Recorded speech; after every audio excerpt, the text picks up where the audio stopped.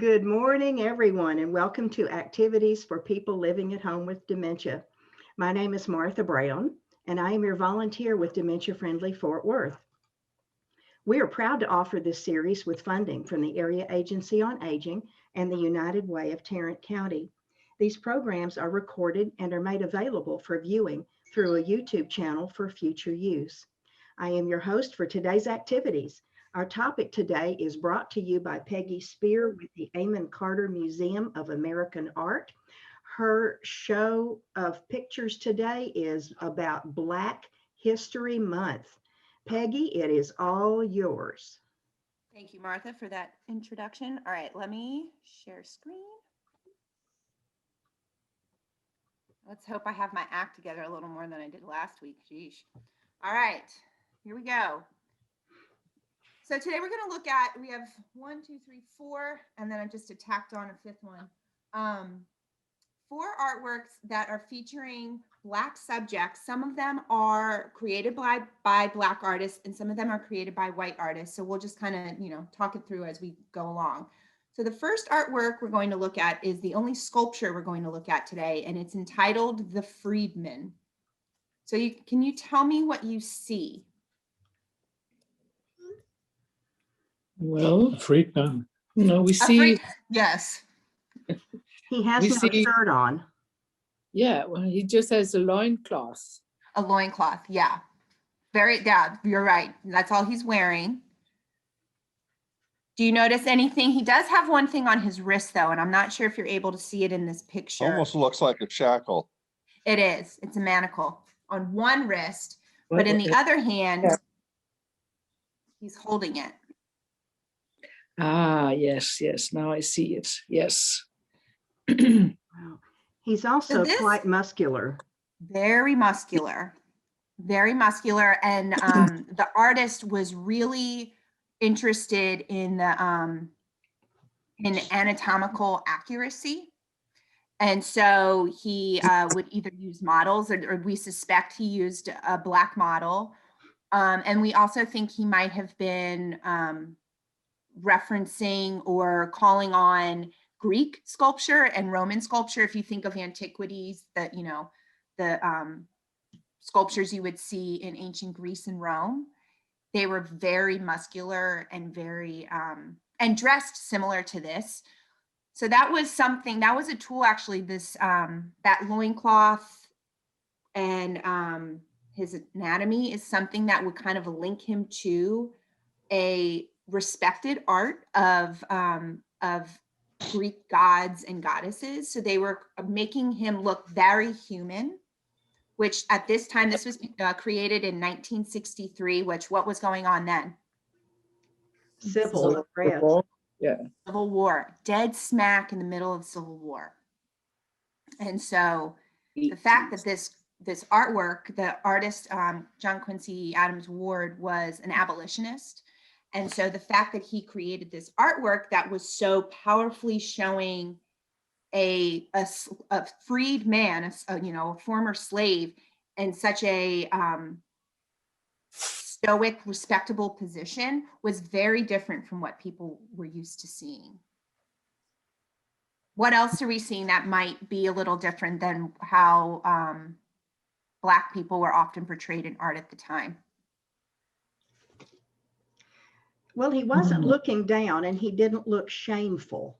No. That's very, very good observation, Martha. No, he's looking up and out. What does that look kind of convey to you? That he looks to the future, maybe? Yes, exactly, Yetta. Yes, he's looking to the future, and he doesn't seem excited, but he doesn't seem, like Martha said, maybe shameful or scared or downcast eyes. So there's a sense of hope, but a sense of reserved hope. Because during this time, as African Americans were being emancipated, this was created, inspired by and created after Lincoln's Emancipation Proclamation. So this was, the abolitionist was very moved by Lincoln's words. And so no one knew at that point what a freed slave what that future held for them. And so we see, okay, he's got one manacle in his hand, and then he's got one still on his wrist. So there's kind of this limbo of, well, I'm free, but am I really free? What does freedom look like now? So that playing into that look you're talking about of looking to the future, but not sure what we're seeing. And so if, you know, he's wearing a loincloth, do you think that that's something you would wear when you're a fugitive or, you know, recently emancipated? Don't you think you would probably be wearing clothing? Probably. Most likely. Unless they took his clothing away. Right. And we don't know. Mm-mm. We don't know. We don't know if this person was a real person. We don't know who the model was, if he actually had a model, but yeah, we don't know. That loincloth again was more of maybe an artistic device to, they have nothing. If they're emancipated, they're freed with maybe nothing, but they're human. They have that like goddess appearance to it. So that's still that kind of human link. His face, and if you see this sculpture in person, it's probably a little under 2 feet, and you can walk around it. You can see it in the round. He's sitting on a tree stump, but his face is not a caricature of what African American were typically portrayed, which are often the oversized lips, a very wide nose. He looks to have his own very distinct facial features, which wasn't playing into the stereotype, which was, again, very different than what audiences were used to seeing. He's got a mustache and a beard. I'm not sure if you can see that in this detail. And he looks very dignified. That's and a so good it's word. Yeah, dignified. Yeah, and that was his goal, was to have this a dignified Black man that was different than what we're typically seeing, but to make people think, who were viewing this, think about the political situation, the morality surrounding this. So it wasn't just meant to be a beautiful work of art of a Black man. It was really meant to make its audiences think about the place of Black men in now what would be an emancipated America. So this is he has the shackles on, and so there's several copies of this sculpture throughout the country. There weren't a ton made because during this time metal was really expensive. We were in war, and a plaster cast was initially made, and this is the bronze version. But what's cool about the one that Eamon Carter has is with it, and you don't see it here, with it, there's a little key that sits with the artwork. It's a brass key. It's probably a couple of inches long. And it actually unlocks the shackle on his wrist. Wow. It's really cool. And on the shackle is an engraving to the 54th, I think it's, what is it? I have it written down. I don't want to say it wrong. The Massachusetts 54th Infantry, which was predominantly African-American troops that served in the Union during the Civil War. So this was also a nod to these Black men who were losing their lives to help other Black Americans gain their freedom. So it's a very layered artwork. It's a very beautiful artwork. And this is one that's always up on view at the Eamon Carter. So whenever we're thawed out and you have time to go back to the Carter, you'll always see this one on view. Is that in a particular section of the museum? It is, and we just reorganized our galleries mostly thematically. So this is, I think, in the area that's kind of defining America. And so you can find this under sort of the beginning of American arts in terms of representing America. Mm-hmm. Peggy, I want to take you away from this just for a second. Is it possible to find a floor plan of the museum online somewhere? Yes, I can email you the link after we have our maps, I believe. You can look at our map guides on the internet. Thank you. Yeah, of course. Thank you. All right, so we're seeing this, a very dignified man. We're gonna switch gears, and we're looking at now. This is one of 10 pieces in a series called Runaways. So what do we see here? Well, we see a slave, but in handcuffs this time, and shackles, in leg shackles. Yes. And is he sitting or is he kneeling? Kneeling. He's Can you kneeling. tell? Yeah, he's kneeling. He's Which pleading. is he's pleading. Yes, Jan. Was it Yetta who said pleading? No, that was Hans who said that. Yeah. Hans, yeah, you're right. He's pleading, which is a very different type of demeanor. Is that dignified when you're on your hands and your knees begging? No. No. So this. Oh, go ahead. Say that again, Janine. I love the banner. The banner, yeah. I am not a man and a brother. Or am I not a man and a brother? Yes. So these artworks were created, you can see, in 1993, but that image of the slave was something this particular artist was appropriating, which means removing from its original context and reusing it in a different context from runaway fugitive slave classified, so to speak, from the 1800s. And so these are the types of images you would see of Black men, typically Black men, and women, but mostly men, portrayed. So it's not a favorable view of African-American men. It's kind of a demoralizing view of, and there's the caricature. You don't really see much of his face, but you can see the oversized lips and the nose, which very offensive, but that was how that caricature of African American would continue to live. So this artist would find these classifieds, and I'll show you a few more of they hang in a series of 10. Typically, I mean, we can hang them individually, but you can see all 10 of them above each other is how they're typically displayed. And in the words below it, he had 10 different friends. He asked 10 different friends to write basically a police report style description of him. So these descriptions are about the actual artist, not who you're seeing in the image above. Ooh. So some of the words here, it says closely cut hair, almost shaved, mild looking, with oval shaped black rimmed glasses that are somewhat conservative, thinly striped black and white short sleeve t-shirt, blue jeans, silver watch, and African looking bracelet on arm. His face is somewhat wider on bottom near the jaw, full lipped, he's black, very warm and sincere, mild mannered, and laughs often.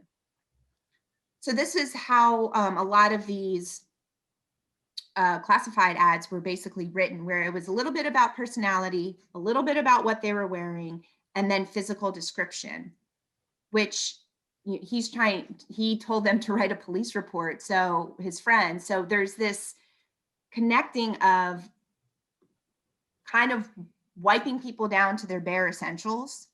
And a police report is often a negative association. So he's using that kind of that paradox of like, here's a police report describing somebody, but you're using a police report to often catch somebody who's bad.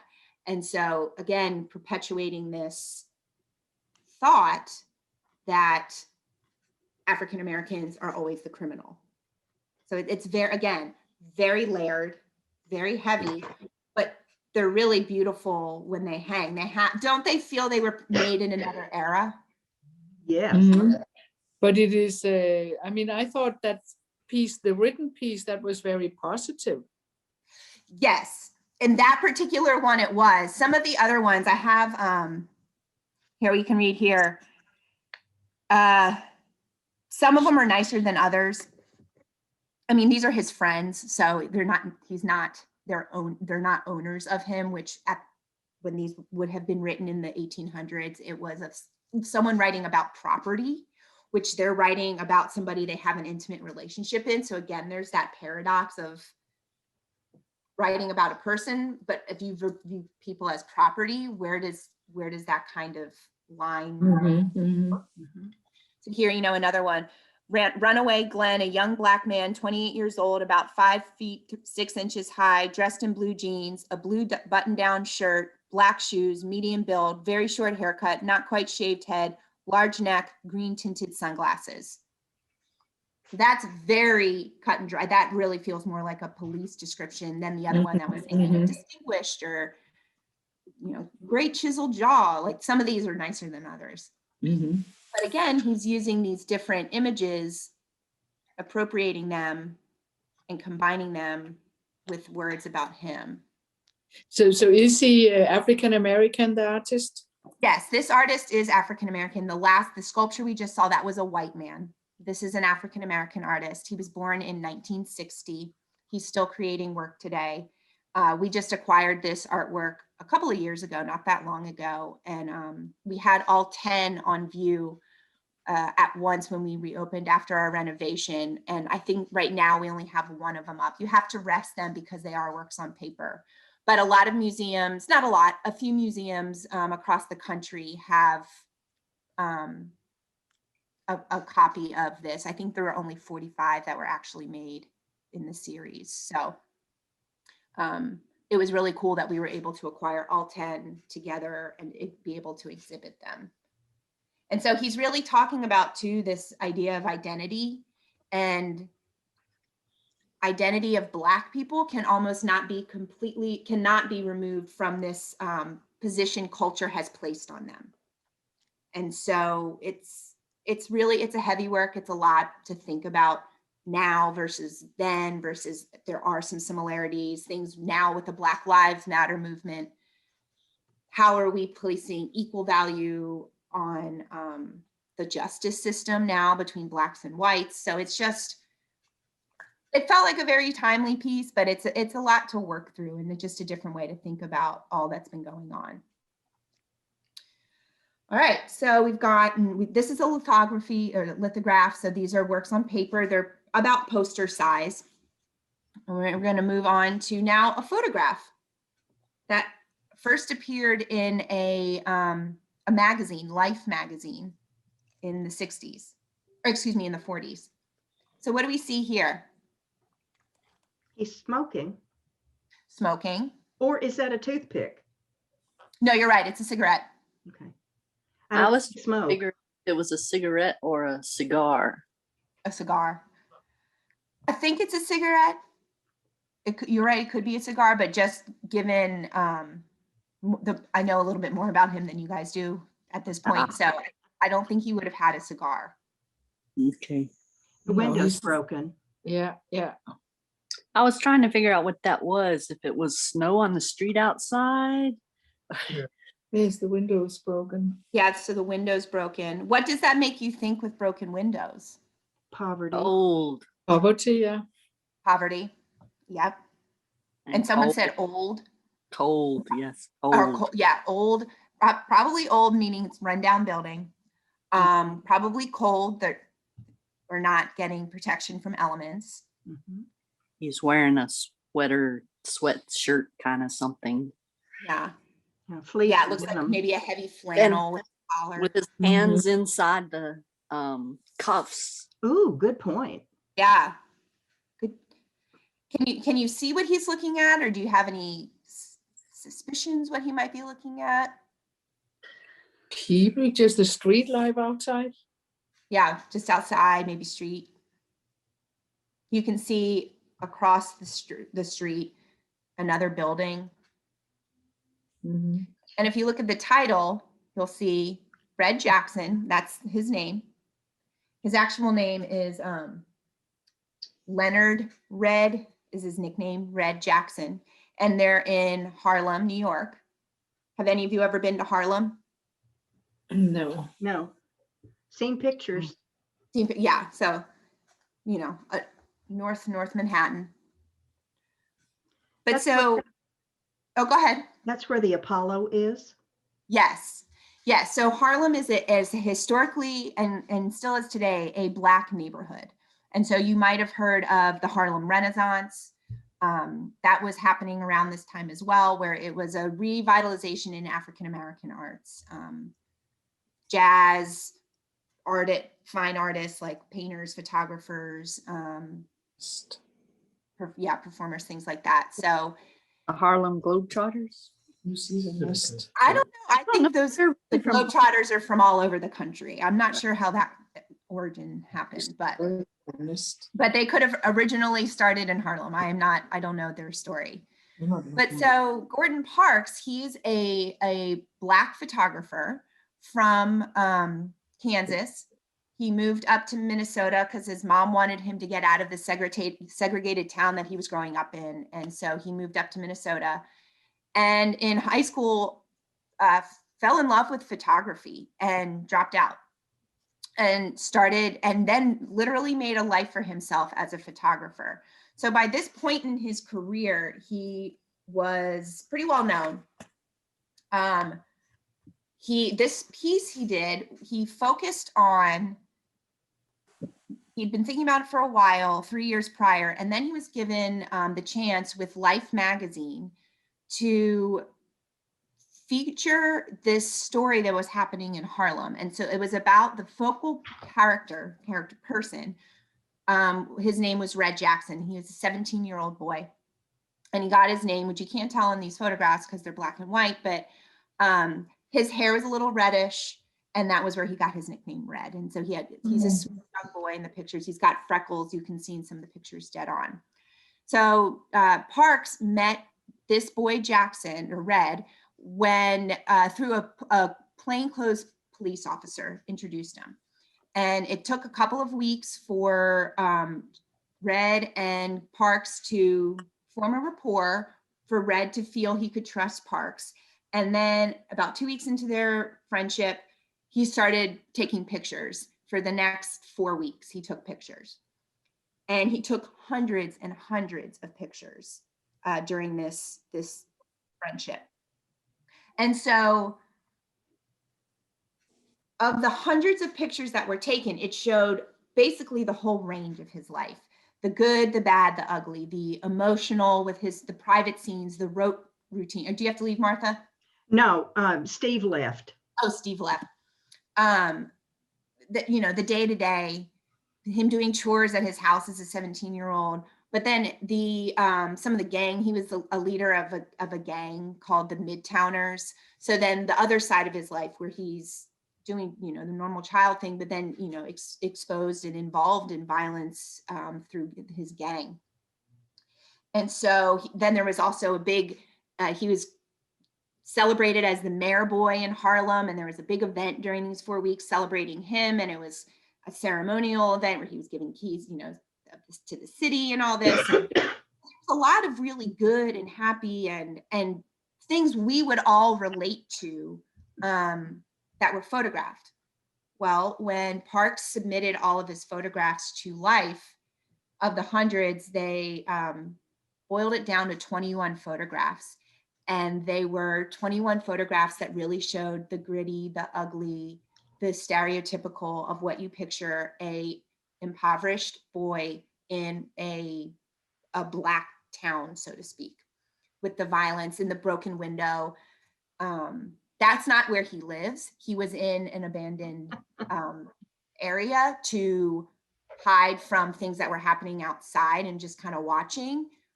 That's not where he lived, but upon first blush, you might assume, oh, this is sad. This is where he lives. There are really sweet pictures in the larger series, not one made it to the magazine, of him hugging his mom, of him washing dishes, of him with his brother.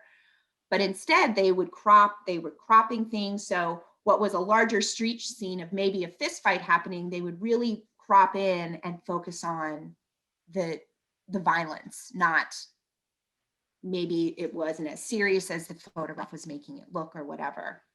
So this is when the article ran. That was where the picture fell on the first page. And the words themselves, Parks did not write the words. Parks was brought in when they were deciding what this spread would look like. He his goal was to expand the views of Harlem, that was what he wanted to expand the views of Harlem. There's a lot more going on than what you just hear about with gang violence. And the article did exactly what he hoped it had, and it reinforced the gang violence. So when Parks went in to talk about, no, I don't want this to be the focus, they didn't really care. And he said, look, I worked so hard to build this rapport with this boy, and this isn't what I told him we were going to do. And sure enough, when the boy read the article, he said, damn, Mr. Parks, you made a criminal out of me. So it was unfortunate that that's how the article ended up coming out, but it was such a success to his readers that Parks, the photographer, was brought on staff as the first full-time Black photographer. Wow. So a lot of things, again, with this, he didn't want to have the stereotype. They produced the stereotype, and that's what made him famous, but that's what gave him a job. And so it's good with the bad, and which you can see with a lot of these artworks. It's a sad history, but then propelling some of these artists into a different realm. I really like the juxtaposition of the stark black and stark white in this image. Isn't it beautiful? Yes. Oh, go ahead. I wonder if he ever made it up with red.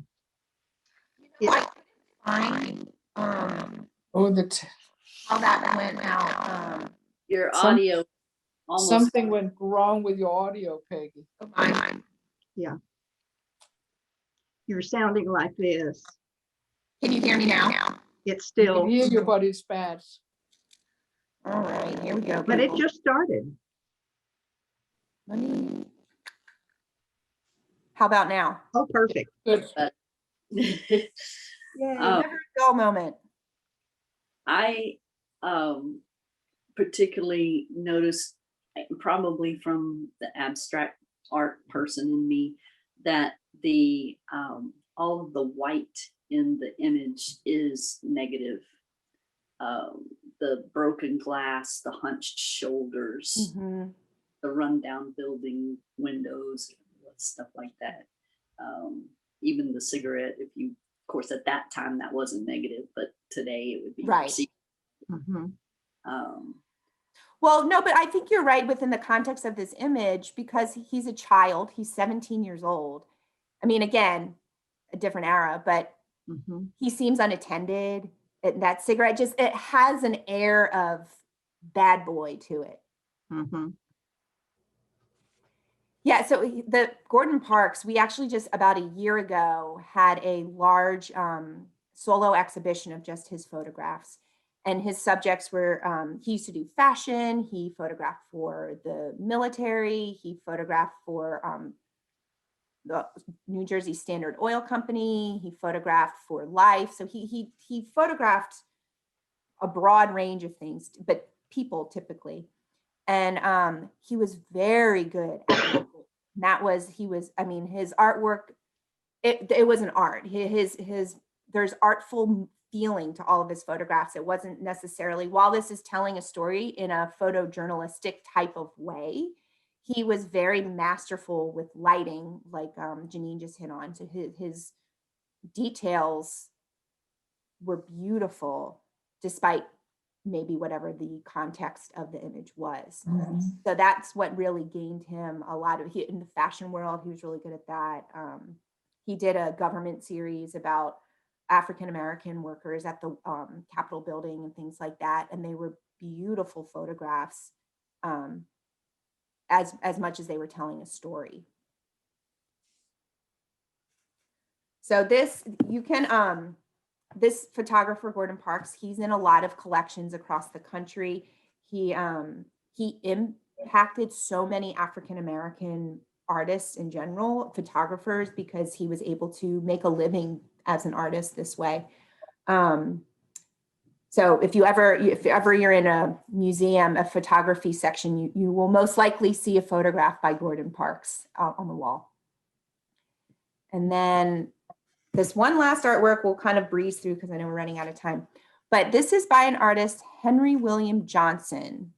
So this is a sweet one. This is a screen print, so it's a work on paper. What do you see here? Family. Family. Do they look like a wealthy family, a middle-class family, a poor family? They're probably poor, but the father looks more poor than the mother. And why do you say that, Very- Yetta? She is dressed very nicely and wears shoes and stockings. Yes. Yeah, and he has that patchwork. Mm-hmm. Bare feet. Bare feet. Yep. Pants Really too good short, comparison. and the pants too short. Mm-hmm. Mm-hmm. Yeah. That's the fashion. Yeah, that and he grew up in South Carolina, so he could be referencing a Southern fashion for sure. This was painted or created, wasn't really painted, in 1942. So what's happening then? World War II. Yeah, World War II. He was working in France up until about, or Europe until about 1938. And then with the threat of World War II, he came back to the United States. And so he was thinking, when he returned, he was really, his artwork completely shifted, his style. And so he was really focused on religious scenes and scenes of just everyday scenes of Black families, Black people, Black pastors, Black sitter, anything, Black models. He was really interested in getting back to, and he himself was a Black artist. And so he was really interested in depicting African-American sitters. And so, especially during a time when the world was just being completely divided, these types of familial scenes just made you feel a little better inside. They don't go ahead. noses. They don't have any noses. Mm-mm. That's a really good observation. And so he's painting in what they call, which art historians don't love, but it's called the naive or native style. And it's meant to be like, oh, it's so simplistic. They had no formal education. Right. He did. And it's kind of like that folk art we've seen in the past of, not much depth perception, flattening of faces. Mm-hmm. He knew how to make things have depth and texture, but he chose to not. Purpose. Yeah, this was deliberate. And so that was part of his major shift, was now he was really simplifying detail that what he would have once included. And so in that same vein, he doesn't have a nose. What else seems kind of plainer to you about this artwork? Very straight arms, no elbows, mm-hmm. Exaggerated appendages, no hair on the guys, and if it's hair on the little girl, it's the same color as her dress. Yeah, no, that's true. It's she doesn't have hair, but it's the same colors. He's only using about 5 or 6 colors, which was very characteristic of his artwork at this time. Mm-hmm. And so that's part of that, that, like you pointed out, the distortion of body, things aren't to scale, the flattening of facial features, of all features. I mean, yes, you can tell he's got shoulders, but you don't know, like, he kind of seems like he might be angled toward us. He might be, there's no depth. And then a very simple color palette. And so this artist he was famous while he was living, but then his wife tragically died of cancer in 1944. And he was in Denmark, or he went back to Denmark where her family was from, and he had a mental breakdown. And he came back to New York, and the last 23 years of his life, he never got over her death and lived in an asylum and never created artwork again in the last 23 years of his life. So while he was producing very vibrant and colorful and happy things, and then stopped. So we're lucky we have these beautiful artworks from him. I'm trying to figure out what the statement he was trying to make with the almost mouths. Same color as her stockings.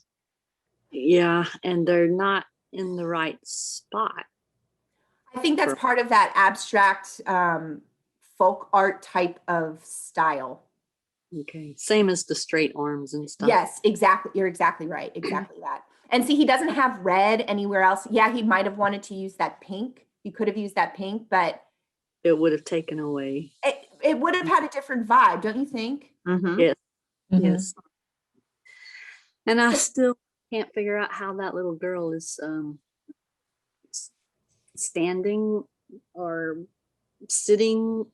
Are they sitting down? Is she in her lap? Because she's not holding her like the guy is the boy. Yeah.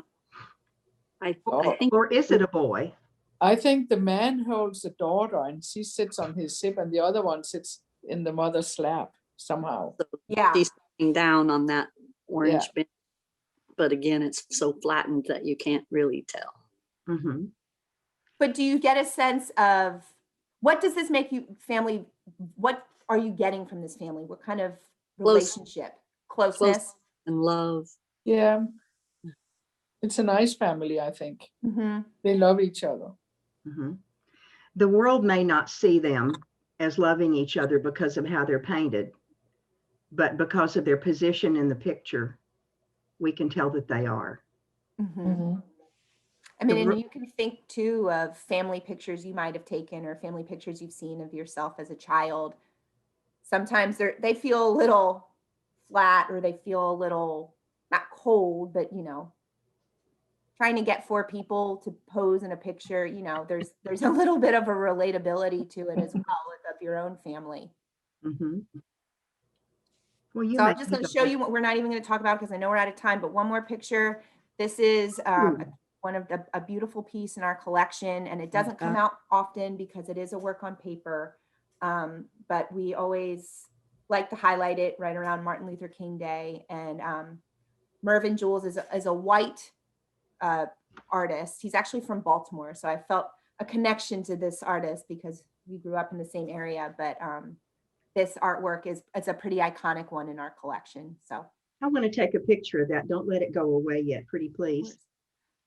and all of these artworks you are able to find on our website. We just rolled out a new website so you can do Thank you. some of your own research on artworks in our collection. We have everything's available to view now, which was never the case before. Are you allowed to take pictures in the museum? Mm-hmm. I think Unless it specifically specifies, which I can't think of any artworks on view right now that don't, you're allowed to take photography without a flash. You have made such a difference in my life through showing me what you have in your collection and what you've brought to us. Oh, well, it's fun because we never get to see it ourselves. And so one of the benefits of working virtually is we all get to see artworks now that we probably would never have seen otherwise. So The it's rest, fun. We're all learning together. yes. I love the line art in this. Yeah. Can't you feel it's a wood cut? So he was cutting into a wood block, and can't you just feel that? Yeah. It's amazingly accurate considering it's a woodcut. Mm-hmm. It's beautiful. It's really beautiful. Peggy, you're a doll. You guys are the best. I'm glad you're all warm and home. Hopefully you stay that way. We want your washer to get well. If I show up at your doorstep with a big old load of laundry. I want my water to get well. I do too, so that I can use my washer and my washing machine. I know. Absolutely. So Peggy, next time will be abstract art. Abstract. Janine, we're hitting up abstract next week per your recommendation. So let me see if I have a doctor's appointment that day. Oh, I hope not.